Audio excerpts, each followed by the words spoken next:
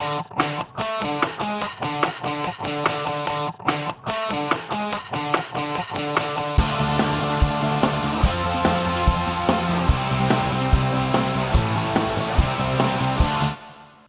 to Arts and Music. I'm your host, Victor Janflone. Today on Arts and Music, I'm pleased to bring you Fred Kowalo. He's Megadeth's guitar tech extraordinaire. Welcome, Fred Kowalo. Thanks, Vic. Good to be here. Good to have you here, and thank you for being on the show. Let's start from the beginning. When did you feel pulled toward entertainment? It's kind of funny. When I was a kid, I was a model here in Pittsburgh, and I did a lot of TV commercials, and I did a lot of acting, you know, in the commercials, and I did the still picture modeling for Gimbals and Sears and stuff like that. So it kind of I got the bug at a young age. So it was you know, it's always been there. And as I got older, I went to school for television and broadcasting and did a little bit of radio work. Went along, directed some stuff. And then found myself being a stagehand. So I've always been in that entertainment business. When did you get into music, though? I got into music when I was 16. My dad bought me a guitar. My first guitar was a little Hondo Les Paul copy. I was 16 years old, and you know, it was something interesting. I really wanted a bass, you know, and we bought a guitar. And I'm kind of glad I learned how to play the guitar first, because, you know, you learn the guitar, and I jumped back to playing the bass. When I played in bands, I played a bass mostly. But I'm glad I learned the guitar, because it helps me, you know, in my guitar tech job. I'm a guitar / bass tech now. So, when did you start being a union stagehand? I started being a union stagehand in 1992. I would go to the concerts. Every concert that was in Pittsburgh, I had no idea about union stagehands. I would go to the concerts, and I would see these guys up on stage. I'm like, wow, I saw that roadie here last time. And it never occurred to me that there was local stagehands. And I started working on films when I was in college, and I realized that some of these roadies, that quote-unquote roadies that I was seeing on the stage at the concerts, were also the same guys that were working with me on the movies. So I started asking. I asked this guy, Jim, I said, Jim, what's the deal? And he told me, well, we're local stagehands. We do the movies and we do the concerts.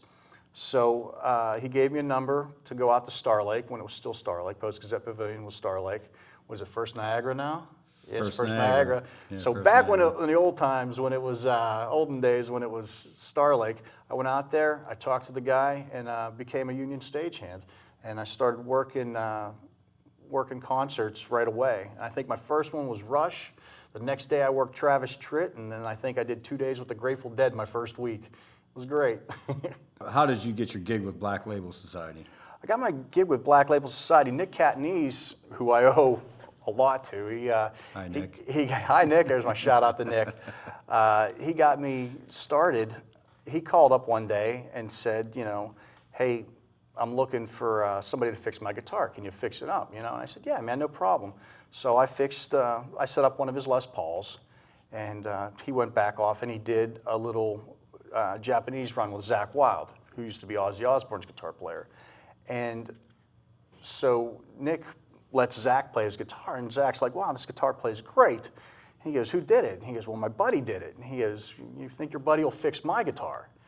And I told Nick, I said, you know, Nick came and told me, and I said, well, Nick, I can't go to LA. I was working here locally. I worked as a stagehand, and I worked at WTAE, Channel 4. I said, man, I can't go out to California. He goes, no. He goes, Zack's going to come out here. We're going to go to WrestleMania. And I'm like, man, I'm poor. I don't have the money to go to, you know, to WrestleMania. He goes, nah, Zack's going to pay for it. So we drove out to Philadelphia, and we met up with Zakk. And it was, you know, he shows me his Bullseye guitar. Now here's the irony of this, Vic. Working at Star Lake, back in the day, you have to leave. You're not allowed to stay, you know, during the, you know, when you get cut and you have to go home, you have to go home. And you come back and do the load up. Mm-hmm. Well, a buddy of mine hid in the bathroom because all we wanted to do was see Zakk Wylde's guitars. Didn't want to touch him, didn't want to play him, didn't want to meet him, didn't want to bother anyone. My buddy and Frank and I hid in the bathroom. And till after lunch, and we heard that Zakk Wylde's guitars were out. So I wanted to see, Frank wanted to see the Bullseye, and I wanted to see the bottle cap burn up Confederate flag guitar that you saw on these DVDs. So we hear that the guitars are out, and we come walking down the ramp, and we're looking, and literally we're 10 feet away. All we wanted to do was gaze upon these holy grails of guitars, and we're sitting there looking, and we get this. Hey guys, what's happening? Oh, sorry, Vic. And that's what when you get hit in the back by Zakk, that's what it feels like too. He just pushes you forward. He goes, "Hey guys, what's happening?" And we look, and it's Zakk Wylde, and we take off running. He actually was he was there. Oh, he was there. He came up and said, I mean, he's only a couple years older than me. So now, was this before the Nick and you did the guitars? Oh yeah. He didn't even know. This was my first or second year at Star Lake. So I mean, this is 8 years before I joined them, and here I am looking at his guitars. He comes up, surprises us. My buddy Frank and I looked at each other, and we took off running. We were like gone, we were out there. We didn't want to get in trouble. We didn't want to get fired for hanging out with, when we shouldn't have been there. And I told Zakk that years later, and he laughed. He goes, I think I remember that, So it's pretty funny, but. Here I am with Zakk Wylde now, fast forward 8 years, to Philadelphia, and he gives me the Bullseye, he hands it to me, and he goes, "Do you think you could fix this?" And I'm like, "Yeah, I can fix anything, He goes, "Great, we'll get to it when we come back." We went out drinking, and we're sitting there drinking, and then I said, we get back that night, and he goes, "Well, you know what, dude, just fix it tomorrow." All right, cool. So tomorrow morning comes, and we go hang out, and we're doing all these things because we know a lot of the wrestlers. So we're hanging out with the wrestlers and stuff like that. I go, "Do you want me to fix that guitar?" And he goes, "Oh, dude, we'll do it later." We went out drinking. We're going to go to lunch. We ended up drinking all day. So we went and hung out with this pre-party for WrestleMania. We get back at night, and I said, "Dude, do you want me to fix that guitar?" And he goes, "Nah, dude, we'll do it tomorrow. Let's go out drinking." So we went out drinking. We're at the Ritz-Carlton. So we're drinking. The next day's WrestleMania. We go and we have this party, and we're sitting there. It was me, Zakk, Stone Cold Steve Austin. We're like the last guy standing. And I go, "Dude, when am I going to fix that guitar?" He goes, "Dude, we'll do it tomorrow." I said, "Well, I leave tomorrow." He goes, "We'll do it tomorrow." He goes, "Let's just drink." So it was me, Zakk, and Stone Cold Steve Austin, and we're the last guy standing. And he looks at me and he goes, "Hey, man, forget that guitar. You want a job?" Because I could drink with him, So the irony is I got my job, and I didn't even have to tune the guitar. I just had to hold my liquor, and we had a great time. And of course, I fixed the guitar the next day before I left, and it was great. So he got a good fixed guitar out of it, and for the next 5.5 years, I kept fixing them. So, well, what I'd like to add on this too is that. Fred let me touch those guitars and hold those guitars, so I have touched those guitars myself. They're great guitars too, man. they just you touch those guitars and it's magical. There's just something about them. You could write songs on them, and the songs just pop right out of them. Well, you figure with that whole situation, the way that happened, it was pretty much almost destined. Oh, I say that all the time. The way it all fell in place. Oh, yeah. You know what I mean? Yeah. I hit it off great with those guys. I always liked Nick. And just when I met Zakk from moment one, he was great. And it was just, you could probably count bad shows that we had on one hand and still have fingers left over because I had such a rapport. He would look, if some little weird noise would pop up, that's all we had to do, and then I was on it. There's a certain artist that you get a rapport with, and I think that comes with knowing your gear. I knew his guitars inside out. They were Les Pauls, they're a Marshall. There's no better sound than that. And he let me have free reign to adjust and change. And if you look up a lot of things on the internet, you'll see some pictures of the work that I did for him. And we had a good 5.5 years. Now to Rockstar. Fred was in Rockstar, the movie, and he's the special friend guy here. So personal friend. Personal friend, Personal friend. So how'd it happen, man? Well, coming from working with Zakk, Zakk got me a part in the movie along with Nick, Cat and Knees.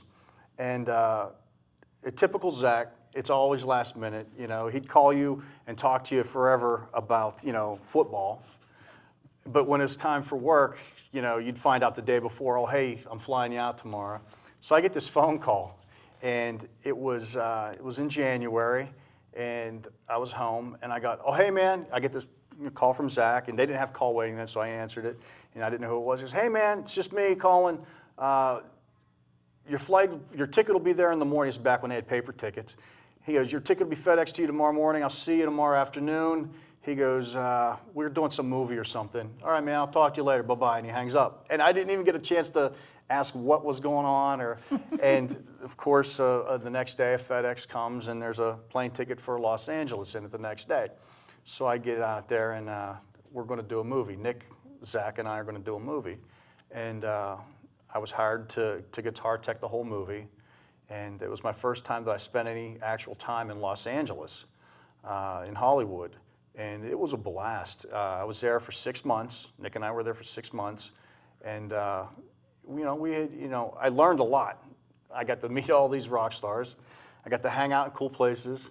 I got to, I lived in an apartment right beside Warner Brothers. And I got to see, how they make movies. And that's something that, I went to school to be a director. And here I am 10 years later, now working on a Hollywood movie set. So everything came full circle. So what other movies have you been in? Well, I started, my first movie that I was in was 1990. I worked on the remake of Night of the Living Dead. George Romero was always a hero of mine. And I got a chance to be Russ Streiner and Laurie Streiner, their assistant. So I shot the documentary I helped out with the documentary for the movie, and it was great. It was my first time being on a film set. It was my first time, seeing these things and how they worked, and I was thrilled. And then one day they came up and said, "Hey, it's crew day for the movie. Do you want to be in it?" And I said, "Yeah, sure." So I'm a zombie, and if you look, I got a good scene of coming through the window. When they're all the zombies rush the house, but at the very end, I'm also alive. I play one of the hunters at the end too, so it was pretty cool. How many Ozfests did you do, and were you doing 2 gigs on those? I did do double duty on Ozfest. I've done 5 Ozfests. I did actually I take it back. 2000, 2001, 2002, 2003. I've done 5 Ozfests, Vic. I did 5 Ozfests with Black Label and with Ozzy. And it was great. We would play with Black Label in the afternoon about 4 o'clock. And then later on that night, I would change all my strings again for Zakk, and he'd go back out and he'd play with Ozzy at night. And we did that. We did that for, I think we did the double duty for 2 or 3 years. And then other than that, it was always just straight up Black Label. But it was amazing to see all these different bands playing, and I learned a lot about the production side of organization on Ozfest. I got to see these guys are all pros. Everybody thinks that you're out on the road and it's a party, it's drinking, it's this, we'll that. Throw out one for Opie. Yes. And Socks. they're my favorites, Opie man. and Socks. Opie and Socks. But I learned a lot from those guys. Opie, Rich Barr, Socks, all these guys. I saw how they were organized, and it's a profession. It's not a party. It's a business. And that's how I approach my job with Megadeth right now. It's a business. I've always approached it as such. These, the faster and the more efficient you can do your job, things go great. There's no problems. And that's where I learned from that. And, it's another lesson. You asked about being a guitar tech and the things I learned. I learned about being a guitar tech, and then I learned about the business side of it, to keep it professional. And that's it's a good rule to live by.